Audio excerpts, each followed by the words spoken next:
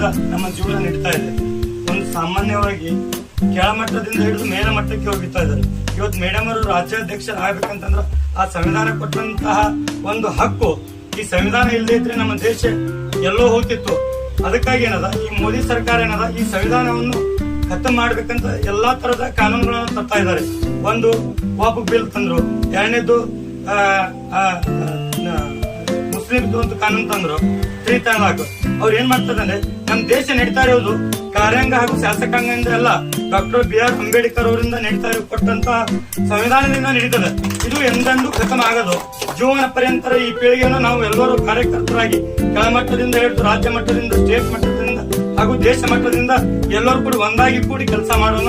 ಈ ಸಂವಿಧಾನವನ್ನು ಉಳಿಸೋಣ. ಇಷ್ಟು ಹೇಳಿ ನನ್ನ 2 ಮಕ್ಕಳನ್ನು ಮುಕ್ತ.